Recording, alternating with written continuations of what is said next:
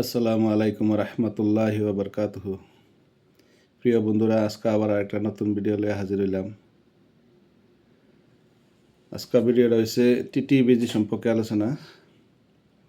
প্রায় মানুষই টিটির বেজি দেখে ভয় করে, বড় বড় মানুষও। আর ছোটো ফুলাফান তো বেজি দেখে ভয় করি।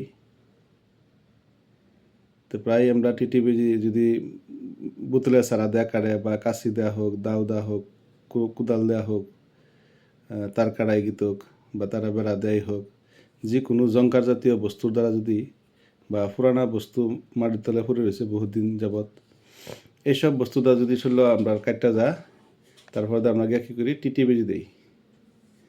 কইছে ঠিক হুমবিয়ার মধ্যেও টিটি বেজি আছে। টিটি বেজি তো নাই, আমরা মেডিসিন দিই খাইবার লাগিয়া।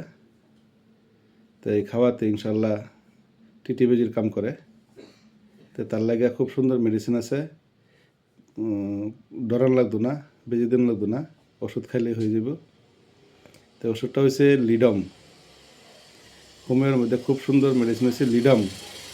লিডম 30 পটেন্সি বা 200 পটেন্সি যদি দেওয়া যায়, ছোটো মানুষ হলে 30 পটেন্সি, বড় মানুষ হলে আমরা 200 পটেন্সি দিই। এটার মধ্যে দিলে টিটির কাজ করব। তো এই টিটি বেজিলেও লাগতো না, লাগাতার যদি বেঙ্গুলে বা মৌমাছি কামড়াচ্ছে, তো এই লিডামে কাম করবো ইনশাল্লাহ।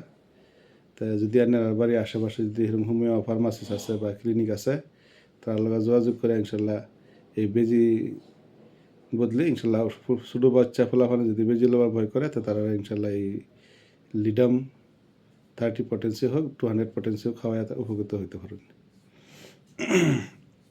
তো ইনশাল্লাহ আমার চ্যানেল হয়েছে নতুন চ্যানেল, বেশি দিন হয়েছে না। তো ইনশাল্লাহ আপনারা আমার চ্যানেলটা সাবস্ক্রাইব করবেন, লাইক শেয়ার করবেন, আরও ভালো ভালো ভিডিও পাবেন লাগে বেলাইকনটা বা ইনশাল্লাহ লগে থাকবেন। আর দিনের খিদমত করবেন, নামাজ পড়বেন। নামাজ পড়লে স্বাস্থ্য ঠিক থাকে। আর নামাজ তো পড়তেই লাগবো, নামাজ ফরজ করে দিয়েছে আল্লাহ তালা। এই যে বছরের 11 মাস পরে রমজান মাস হয়েছে, রমজান মাসে রোজা থাকবেন, জাকাত আদায় করবেন যদি ফরজ বস্তু। জাকাতটা হচ্ছে ফরজ, যারা জাকাতে ফরজ রয়েছে তারা জাকাত আদায় করবেন, ফেতরা আদায় করবেন। আর বেশি বেশি করে সদগা করবেন। সদগার দ্বারা মাল কম হতো না, সদগার দ্বারা মাল বাড়বো, জাকাতের দ্বারা মাল বাড়বো। ফেতরা দিলে কি, সদগা দিলে কি হয়, আল্লাহ তালার রাগ ঠান্ডা হয়ে যায়, গোসা ঠান্ডা হয়ে যায়।